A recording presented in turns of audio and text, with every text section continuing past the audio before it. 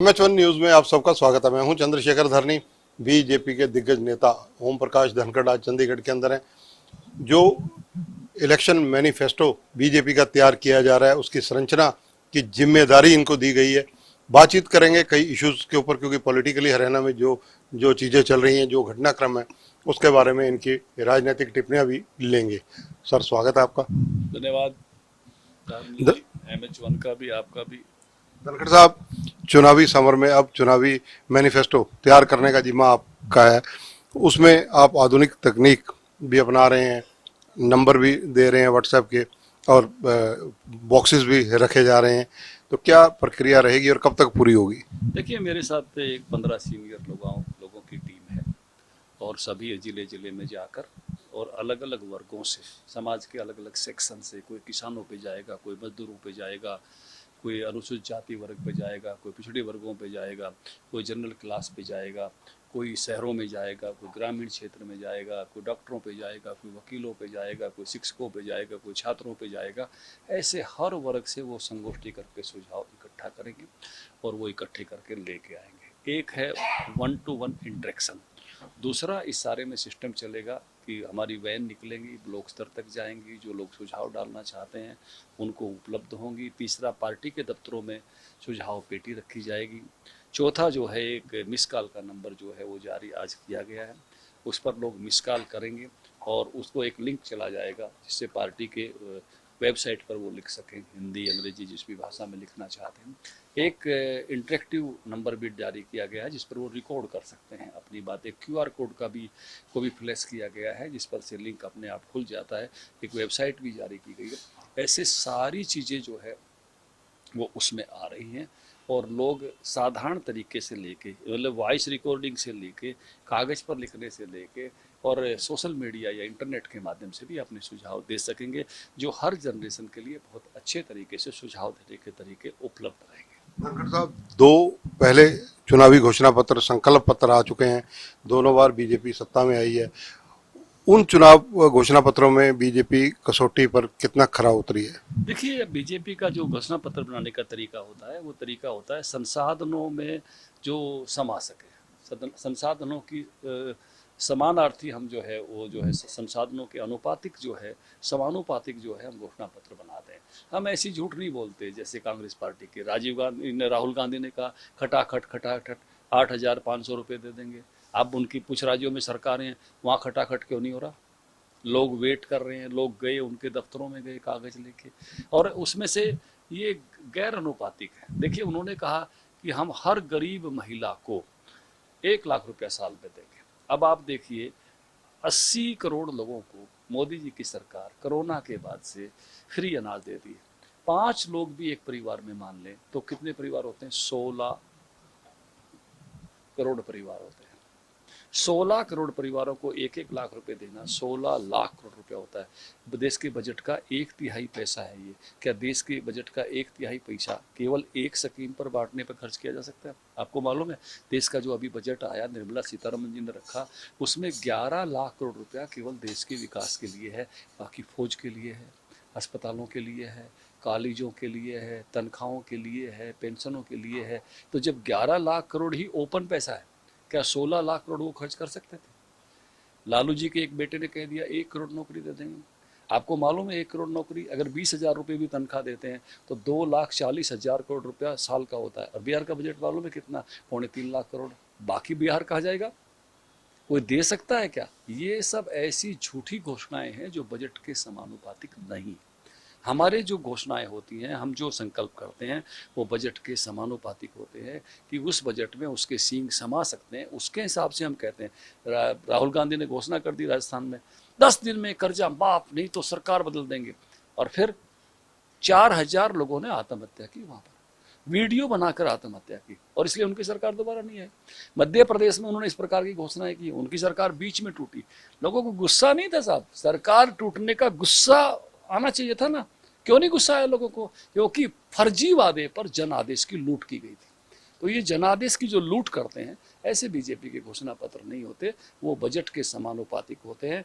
वो जो चीजें कर सकते हैं उनको माप तोल कर हम अपने घोषणा पत्रों में लिखते हैं और समयबद्ध तरीके से पूरा करते हैं। कांग्रेस उत्साह में है कि उनको 2500 से ज़्यादा एप्लीकेंट उनके पास आए हैं जो टिकटार्थी हैं। कई कई विधानसभा के क्षेत्र ऐसे हैं जहाँ 150-150 एक सीट के लिए कैंडिडेट हैं।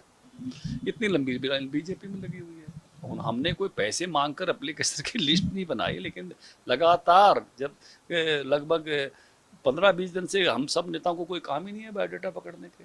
बड़ी भारी भी, उससे भी ज्यादा लोग आए हुए हैं। अब मुख्य विपक्षी दल है कांग्रेस, उसके पास भी आएंगे, बीजेपी सत्तारूढ़ दल है उसके पास भी आएंगे। अधिकांश कैंडिडेटों की भीड़ यहीं पर है, नेचुरली होगी, कोई इसमें कोई विचित्र बात नहीं है। लेकिन बीजेपी के पास उससे भी ज्यादा भीड़ है। राहुल गांधी जींद से शुरुआत करने जा रहे हैं कांग्रेस की जीत का दावा करने।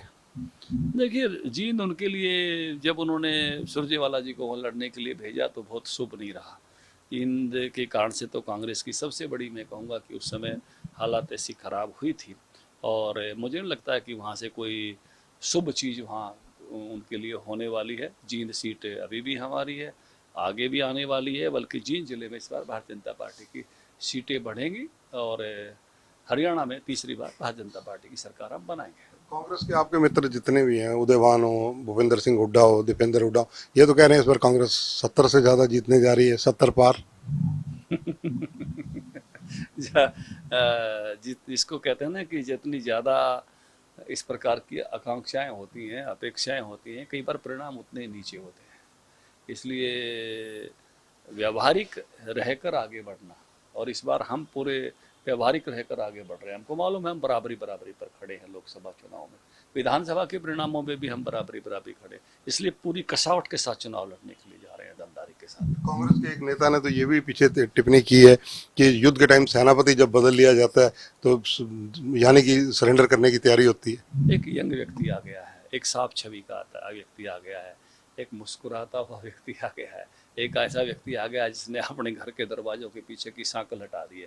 कांग्रेस को तकलीफ होनी तो स्वाभाविक है, तो व्यक्ति की तो निंदा नहीं कर सकते, आलोचना नहीं कर सकते, कि उनके पास कोई शब्द नहीं, कोई कारण नहीं है, इसलिए वो इस तरह की बातें कर रहे हैं। लेकिन पूरे हरियाणा में जहाँ भी देखता हूँ मैं, जोश है, उत्साह है, और बदलाव एक सहज प्रक्रिया है, प्रकृति का नियम है, और बदलाव धनात्मक है।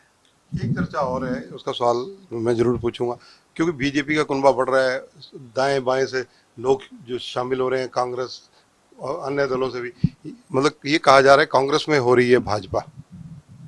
देखिए, भाजपा एक ऐसा महासागर है, जो भी आ जाता है वो भाजपा में ही आज हो जाता है। जब आता है, सुषमा जी भी एक समय किसी दूसरे दल से आई थी और भाजपा की सबसे बड़ी नेत्री के रूप में थी।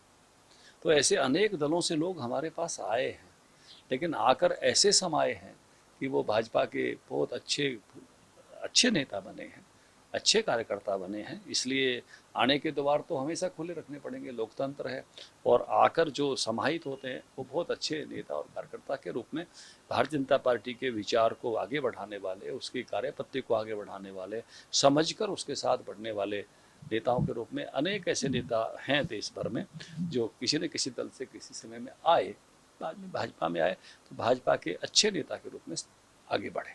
बीजेपी के पास ऐसे नेताओं की भी कमी नहीं है, जो जब बीजेपी का झंडा उठाने वाला कोई नहीं होता था तब संघर्ष करते थे, आंदोलन करते थे, जो किसानों का मुद्दा हो, सामाजिक मुद्दे हों, शहर के मुद्दे हों, प्रांत के मुद्दे हों, उनमें कई नाम है। सबसे पहला नाम आपका ही है, धनखड़ साहब, फिर अनिल विज हैं, रामविलास शर्मा है, और भी कई ऐसे बड़े नाम हैं जो लिए जा सकते हैं। तो बीजेपी की ये जो थिंक टैंक है, इनका बीजेपी इन चुनावों में कैसे उपयोग करेगी? देखिए, सभी काम में लगे हुए हैं, अपने अपने क्षेत्र में काम में लगे हुए हैं, जो दायित्व दिया उसमें लगे हुए हैं। आपने मेरा जो इंटरव्यू शुरू किया इसी बात से शुरू किया कि मैं घोषणा पत्र समिति का काम प्रमुखता से देख रहा हूँ। रामविलास शर्मा जी, अनिल विज जी, कैप्टन अभिमन्यु जी, सुधा यादव जी, ये सब हमारी इलेक्शन कमेटी के सदस्य हैं, और सब 2 दिन बैठकर कैंडिडेट का चयन करने वाले हैं। भिन्न भिन्न कामों की ड्यूटी जिसकी भी जो लगाई जाती है, इलेक्शन, इसमें से कई सारे लोग चुनाव प्रबंधन समिति का भी सदस्य हैं। तो ऐसे मिलकर जिनको भी जो दायित्व सौंपा जाता है, चाहे वो प्रबंधन समिति हो, चाहे वो चुनाव समिति हो, चाहे मेरे साथ घोषणा पत्र संकल्प पत्र बनाने की समिति हो, जो भी दायित्व भिन्न भिन्न राज्यों में, भिन्न भिन्न जिलों में जाके अभी टिकटार्थियों का जो है चयन करने के जो काम में थे उसमें भी गए हैं। तो लगातार सब काम में है, सब बीजेपी का हर नेता, वो मैं कहूँगा कि अनुशासित तरीके से और काम में पूरी तरह से अपना पूर्णांक देते हुए जुटा हुआ है। धन्यवाद। तो ये हैं ओम प्रकाश धनखड़, बीजेपी के बड़े नेता हैं। हरियाणा में विभिन्न जिम्मेदारियों में अलग अलग समय में देखे गए हैं, सरकार में मंत्री रहे हैं, प्रदेश अध्यक्ष रहे हैं, अब केंद्र में बीजेपी के संगठन में इनकी भूमिका है। इसके अलावा हरियाणा की राजनीति की नब्ज को बारीकी से इनकी समझ है और हर चीज़ को पकड़ते भी हैं। अपने अनुभवों के आधार पर समय समय पर मार्गदर्शन भी करते हैं, सलाह भी देते हैं। हर मुद्दे पर इन्होंने निसंकोच MH1 के दर्शकों के लिए खुली चर्चा की है, जो हम अपने दर्शकों तक सीधी पहुंचा रहे हैं। कैमरामैन अमर सिंह के साथ चंद्रशेखर धरनी, MH1 न्यूज़, चंडीगढ़।